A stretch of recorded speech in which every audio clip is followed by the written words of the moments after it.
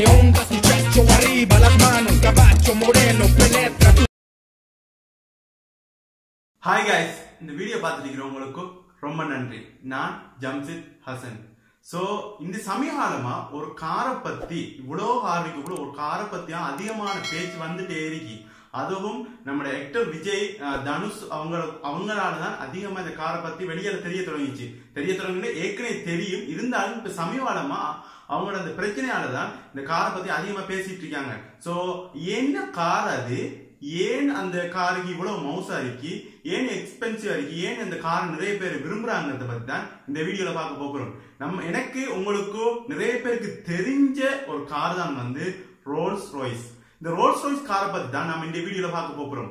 Rolle's ராய்ஸ்ங்கிறது Rolls Royce motor limited சொல்லி 1998 ஆரம்பிக்கப்பட்ட ஒரு மோட்டார் கம்பெனியோட ஒரு கார் வகை தான் ரோல்ஸ் ராய்ஸ். அதாவது அவங்க உருவாக்குற கார் பிராண்டட் நேம் தான் வந்து ரோல்ஸ் ராய்ஸ். ஆனா அது வந்து 1998 தான் ஒரு கம்பெனி ரீதியா வந்திருந்தாலும் அது உண்மையா ரோல்ஸ் ராய்ஸ்ங்கிற பிராண்ட் வந்து 1906 ஆண்டுல இருந்தே இருக்கு. அதாவது 1906 ரோல்ஸ் அண்ட் ராய்ஸ்ங்கிற ரெண்டு பேர் சேர்ந்து உருவாக்குற நிறுவனம் தான் இது. அதாவது அந்த காலத்துல அவங்க என்ன செஞ்சாங்க, ஏரோப்ளேன் இன்ஜின்ஸ் வந்து அதிகமா உருவாக்கிட்டு இருந்தாங்க. அதுபடியே அவங்க மோட்டார் வாகனத்துக்கு மாறி வந்து என்ன செஞ்சாங்கன்னா இப்ப இதே காலத்துல உலகில மிக எக்ஸ்பென்சிவான எவ்வளவு கார் இருந்தாலும் உலகில் மிக எக்ஸ்பென்சிவான அதுவும் அதிகமான விரும்பப்படக்கூடிய ஒரு பிராண்ட் கார் தான் வந்து ரோல்ஸ் ராய்ஸ். இந்த ரோல்ஸ் ராய்ஸ்ங்கிற ஒரு தனி நிறுவனம் இல்லை. அதாவது தனி நிறுவனம் இல்லை. என்ன தனி நிறுவனம் இல்லைன்னு சொன்னா இது வந்து நம்ம எல்லாரும் தெரிஞ்ச BMW கீழே வர ஒரு சப் நிறுவனம். BMW கார் உருவாக்குற மாதிரி அவங்க வச்சிருக்கிற ஒரு நிறுவனம் தான் சப்புக்குல. ஏன்னா இது வந்து நிறைய பேர் கீழே இருந்துச்சு. அதாவது ஒவ்வொரு நிறுவனமா வாங்கி கடைசியில இப்பே காலத்துக்கு BMW வந்து இவங்க அதாவது ரோல்ஸ் ராய்ஸ்ல ஓனரா இருந்துட்டு இருக்கு. சோ இந்த இதுதான் வந்து பேசிக்கான ரோல்ஸ் ராய்ஸை பத்தியான தகவல். ஆனா டைட்டில பார்த்துருப்பீங்க சீக்ரெட் ஃபேக்டர். நம்ம எல்லாருக்கும் தேவை வந்து அந்த விஷயம் தான். ரோல்ஸ் ராய்ஸை பத்தி அந்த ரகசிய விஷயங்களை பத்தி நாம இந்த வீடியோல எக்ஸ்ட்ராவா பார்த்துட்டு போறோம். அதுக்கு முதல் நமக்கு இந்த ரோல்ஸ் ராய்ஸ்ங்கிறது என்ன தெரிஞ்சிருக்கணுங்கிறதுக்காண்டி தான் நம்ம ரோல்ஸ் ராய்ஸை பத்தி பார்த்தோம். சோ ஆரம்பத்துல சொல்லியிருந்தேன் ஆக்டர் விஜய் தனுஷ் அவங்க என்ன செஞ்சாங்க, கார்ல பிரச்சனை போயிட்டு என்ன பிரச்சனைன்னு சொன்னா அதை நம்ம கழிச்சிட்டோம். அவங்களோட வரி பிரச்சனை. அதாவது இந்த கார் வந்து லக்ஸரி கார் அளிக்கிறதாலே ஒரு நாட்டுக்குள்ள கொண்டு வந்தா அந்த காருக்கு அந்த கவர்மெண்ட் வந்து என்ன செய்யும்டா ஒரு வரி டெக்ஸ் விரிக்கும். அந்த டெக்ஸ் சம்பந்தப்பட்ட ஒரு பிரச்சனை நம்ம அந்த பிரச்சனை இனி டீப்பா போகல. சோ அந்த டெக்ஸ் சம்பந்தப்பட்ட பிரச்சனையாலதான் போயிட்டு இருக்கு ஆக்டர் விஜய் அண்ட் தனுஷ் அவங்களுக்கு.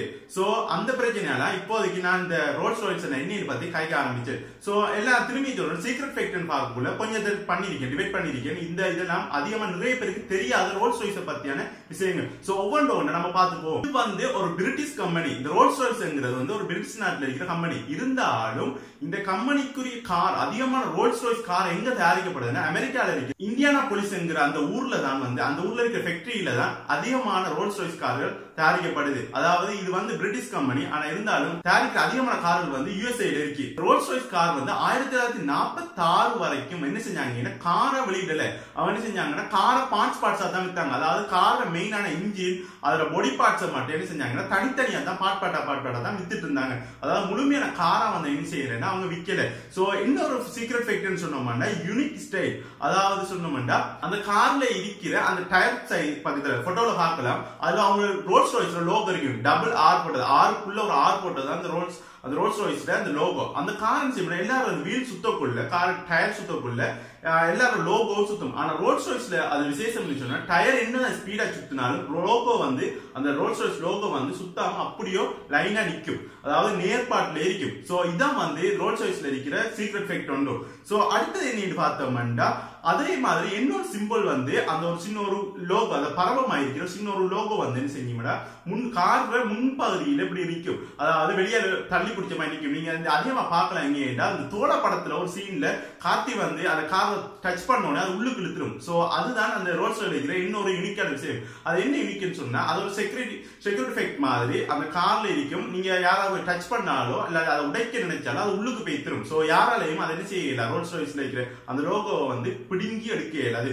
சோ அசைக்க முடியும். இல்லாட்டி தொட்டோட என்ன செஞ்சிருந்தா காருக்குள்ள எழுதுரும். இது வந்து அதுல இருக்கிற ஒரு விசேஷமான தனித்துவமான சீக்ரெட் விஷயம் உண்டு. சோ இன்னொரு விஷயம்னு பார்த்தோம்னா இந்த காலத்துல கார்ல தயாரிக்கிறது வந்து என்ன பெயிண்டிங் பண்ற விஷயம். அந்த கார் தயாரிக்கிற பெயிண்டிங் பண்ற விஷயம் வந்து ஃபுல்லா ஒட்டோம். ஆட்டோ சிஸ்டம், அதாவது எல்லாம் ரோபோ வச்சு தான் செஞ்சிருக்காங்க. ஆனா ரோல்ஸ் ராய்ஸ்ல வந்து இன்னைக்கு வரைக்கும், அதாவது 98 அந்த காலப்பதியம் சொல்றது, அது ஒரு மோட்டார் கம்பெனியா மாறினதுல இருந்து, அதாவது மோட்டார் கார்பரேஷன் BMW கீழே வந்து 98ஆம் ஆண்டுல இருந்து இன்றைய காலப்பறை வரைக்கும் ஒரே ஒருத்தர் தான் அந்த காருக்குரிய லைன் பெயிண்டிங் வந்து, அதாவது பக்கத்துல போட்டோல பார்க்கலாம் பெயிண்ட் அடிச்சிட்டு இருக்கிற மாதிரி, அந்த பெயிண்டிங் வந்து ஒரே ஒருத்தர் தான் இத்தனை காலத்துக்கு உருவாக்கப்பட்ட அனைத்து வகையான கார்களுக்கும் வெடிஞ்சிருக்கான்னு அடிச்சிட்டு இருக்காரு. அதுவும் ஹேண்ட்மேட் சாய்ஸ். சோ இது லக்ஸரின்னு சொல்லக்குள்ள இன்னொரு விஷயம் என்னன்னா, இது ஹேண்ட்மேட், அதாவது அதிகமான விஷயங்கள் பார்த்து பார்த்து பார்த்து கையால செய்யறாங்க. அதுதான் இதுல இருக்கிற மிகப்பெரிய லக்ஸரிக்கு, அதாவது சொகுசுக்கும் இந்த பேர் வந்தது காரணம். பார்த்து பார்த்து பார்த்து எல்லா விஷயமும் ரோல்ஸ் ராய்ஸ்ல வந்து கையால தான் செய்வாங்க. சோ அது மட்டும் இல்லாம இந்த ரோல்ஸ் ராய்ஸ் கார்ல வந்து அதிகமா எங்க நாட்டுல இருக்கேன்னா ஹாங்காங்ல, உலகத்துல இருக்கிற எல்லாருமே கணக்கெடுத்து பார்க்கல ஹாங்காங்ல தான் அதிகமான ரோல்ஸ் ராய்ஸ் கார்கள் வந்து பயன்பாட்டுல இருக்கு, எல்லாரும் பாவிச்சிட்டு இருக்காங்க. அது மட்டும் இல்லாம ரோல்ஸ் ராய்ஸ்ல வர இன்டீரியர்ல பயன்படுத்தப்படுற அது மாதிரி சீட் குஷன் பண்ணப்படுற அந்த லெதர் வந்து ஃபுல்லா மாட்டுத்தோல், அதாவது எரும மாட்டு ஸ்கின்ல இருந்து தான் அதுல இருக்கிற மொத்த தோலும் யூஸ் பண்ணிட்டு இருக்காங்க. அது மட்டும் இல்லாம உலகத்துல இருக்கிற 65, நான் ஒவ்வொன்று கடை சொல்லிட்டு போறேன், 65% கார்கள் மட்டும் தான் ரோல்ஸ் ராய்ஸால தயாரிக்கப்பட்ட நிறுவனத்தை தயாரிக்கப்பட்ட ரோல்ஸ் ராய்ஸ் கார்கள். ரோல்ஸ் ராய்ஸ் என்கிறது பொது பேர்ல சொல்லப்படுது, இருந்தாலும் அதுக்குள்ள நிறைய வகையான பாட்டு, அதாவது அதுலயும் நிறைய வகையான ஒவ்வொரு வகையான கார்கள் இருக்கு. சோ நான் பொதுவான ரோல்ஸ் ராய்ஸ் சொல்லிட்டு இருக்கேன். அதுல 65% ரோல்ஸ் ராய்ஸ் கார்கள் மட்டும்தான் பாவனைக்கு, அதாவது ரோட்ல ஓடுபடுது. மிச்சதுல ஷோரூம்ல எங்கேயாவது ஒரு இடத்தை இல்லாட்டி யாராவது பேசுறதுல ஒரு அழகுக்கான வடிவத்தை வச்சிட்டு இருக்காங்க. அந்த 65% என்னதான் இது சொகுசா இருந்தாலும் அந்த 65% கார்கள் இன்னும் மேலதிகம் மெருகூட்டப்பட்டு கஸ்டமைஸ் பண்ணப்பட்டு தான் பாவிக்கப்படுது. அதாவது காரை கம்பெனி இருந்து வாங்கிட்டு வருவாங்க, அதை இன்னொரு இடத்தை கொடுத்து என்ன செய்வாங்க, அதை இன்னமும் லக்ஸரியா பண்ணுவாங்க. சோ இப்படித்தான் இந்த ரோல்ஸ் ராய்ஸ் கார் அது இன்னும் லக்ஸரி காரா உருவாக்கப்படுது. இன்னொரு விஷயம் நம்ம பார்த்தோம்னு சொன்னோம்னா, இந்த கார்ல பயன்படுத்தப்படுற முன்னுக்கு இருக்கிற அந்த கிரில் கம்பி, அந்த கிரில் கம்பி ஆரம்ப காலத்துல என்ன செஞ்சாங்கன்னு சொன்னா கையால மெனுவலா தான் செஞ்சாங்க. அதாவது இப்ப அது 98க்கு முதல், அதாவது அது ஒரு BMW மாறத்துக்கு முதல் வந்து கையால தான் அதிகமா செய்யப்பட்டுச்சு. சோ அதுல இருக்கிற என்ன விசேஷம் பண்ணா, அதை யார் உருவாக்குறாரோ அவர் உருவாக்குறவர அந்த செயின் அவரோட சிக்னேச்சரை வந்து அதுல பொறிச்சிருப்பாரு. சோ இது ஒரு யூனிக்கான விஷயம். அது மட்டும் இல்லாம இந்த கார் வந்து என்ன செய்யப்படுதுன்னா, நீங்க இது கஸ்டமைஸ் கார், அதாவது உங்களுக்கு என்ன வகையான கார் தேவைன்னு கேட்டீங்கன்னா, போய் நீங்க கேட்டீங்கன்னு சொன்னா அந்த கலர்ல உங்களுக்கு அவங்க செஞ்சு கொடுப்பாங்க. அவங்க உங்களுக்கு ரெக்கமெண்ட் பண்ற அந்த கலர் வந்து வலிமையா ஒரு காருக்கு ஒரு 10-15 கலர்ஸுக்குள்ள முடிஞ்சிடும். ஆனா அவங்க ரெக்கமெண்ட் பண்ற அந்த கார் கலர் வந்து 44,000 கலர்ஸ். நீங்க ஒரு கார் கட்டிங்கன்னா அவங்க கஸ்டமைஸ் படி அவங்க 44,000 வகையான கலர்ல உங்களுக்கு அந்த காரை செஞ்சு தர முடியும். சோ அது மட்டும் இல்லாம நீங்க எடுத்தோன்னு இந்த காரை ஓட்டிட முடியாது, அதுக்குன்னு ஸ்பெஷல் ட்ரைனிங் மூலமா தான் உங்களை ஓட்ட வைப்பாங்க. அதாவது நீங்க கார் வாங்கினீங்கன்னா உங்களுக்கு அந்த ரோல்ஸ் ராய்ஸ் ஓடுறதுக்கான சொல்லி அந்த கம்பெனி அனௌன்ஸ் பண்ண ட்ரைனிங் தருவாங்க. ட்ரைனிங் எடுத்தா மட்டும்தான் இந்த ரோல்ஸ் ராய்ஸை நீங்க பாவிக்க முடியும். அது மட்டும் இல்லாம நீங்க எந்த நாட்டு எந்த பாதியில இருந்தாலும் சரி, உங்களோட பிளைட்ல வந்தாச்சும் அவங்க என்ன செய்வாங்க, உங்களுக்கான அந்த காருக்கான சர்வீஸை செஞ்சு வந்து கொடுப்பாங்க. இது ஏன்னா எல்லாரும் காசை அதிகமா பார்க்காத ஒரு கோடீஸ்வரர் தான் அதிகமா என்ன செய்வாங்க, இந்த கார் வாங்க போறாங்க. சோ அதனால அதுக்கு ஏத்த மாதிரி சர்வீஸ் இன்டேக் வரைக்கும் அந்த கம்பெனி வழங்கிட்டே இருக்கு. இந்த கார் வந்து அதிகமா யூஸ் பண்ணப்படுறது, அதாவது உலகத்துல நம்ம பார்த்தோம்னு சொன்னா அதிகமா ஹாங்காங்ல, உலகத்துல கணக்கெடுக்க ஹாங்காங்ல அதிகமா யூஸ் பண்ணப்படுது. இன்னொரு விஷயம் என்னன்னா, இந்த கார் வந்து அதாவது ரோல்ஸ் ராய்ஸ் வந்து உருவாக்குறதுக்கு எடுக்கிற டைம் வந்து 6 மாதம். ஏன்னா ஃபுல்லா ஹேண்ட்மேட் அண்ட் கஸ்டமைஸ் கார்ங்கிறதால ஒரு கார் உருவாக்குறதுக்கு அந்த நிறுவனத்துக்கு பிடிக்கிற டைம் வந்து 6 மாசம். அதாவது சாதாரணமா ஒரு டொயோட்டா காரோ இல்லாட்டி அதுக்கு ஈக்குவலான ஒரு கார் உருவாக்குறதுக்கு 20 நிமிஷத்துக்குள்ள ஒரு காரை உருவாக்க முடியும். ஏன்னா ஃபுல்லா ரோபோட்டிக் வச்சு உருவாக்குறாங்க. ஆனா இந்த ரோல்ஸ் ராய்ஸ்ல வந்து என்ன செய்யப்படுதுன்னா 6 மாசத்துக்கு ஒருக்கா தான் கார் உருவாக்கப்படுது.